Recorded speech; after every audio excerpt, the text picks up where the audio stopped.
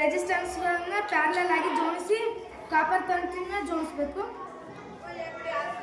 ಜೋಡಿಸಿದಾಗ bulb ಜಾಸ್ತಿ ಬೆಳಗ್ತದೆ. Copper ತಂತಿನ ಹಂಗೆ ಇಟ್ಟು ರೆಸಿಸ್ಟೆನ್ಸ್ಗಳನ್ನ ತೆಗಿಬೇಕು. ತೆಗೆದು 4 ಸುತ್ತು ಸುತ್ತಿದ ಕಾಪರ್ ತಂತಿನ ಇಡಬೇಕು. ಕನೆಕ್ಟ್ ಮಾಡಿದಾಗ ಬಲ್ಬ್ ಜಾಸ್ತಿ ಬೆಳಗ್ತದೆ.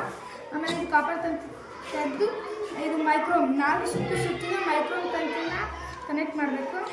ಕನೆಕ್ಟ್ ಮಾಡಿದಾಗ ಬಲ್ಬ್ ಸ್ವಲ್ಪ ಅದರಷ್ಟೇ ಬೆಳಗ್ತದೆ, ಸ್ವಲ್ಪ ಕಡಿಮೆ. ಆಮೇಲೆ ಇದು ಮೈಕ್ರೋಮ್ ತಂತಿ 5 ಸುತ್ತು ಸುತ್ತಿದ ಮೈಕ್ರೋಮ್ ತಂತಿ ಸ್ವಲ್ಪ ತೆಳ್ಳಗಾಗಿದ್ದು. ಇದನ್ನು ಕನೆಕ್ಟ್ ಮಾಡಿದಾಗ ಬಲ್ಬ್ ಸ್ವಲ್ಪ ಗ್ಲೋ ಆಗೋದಿಲ್ಲ ಜಾಸ್ತಿ. ವಿದ್ಯುತ್ ಪ್ರವಾಹದ ಅರಿವು ತಂತಿಯ ಉದ್ದ ಮತ್ತು ದಪ್ಪದ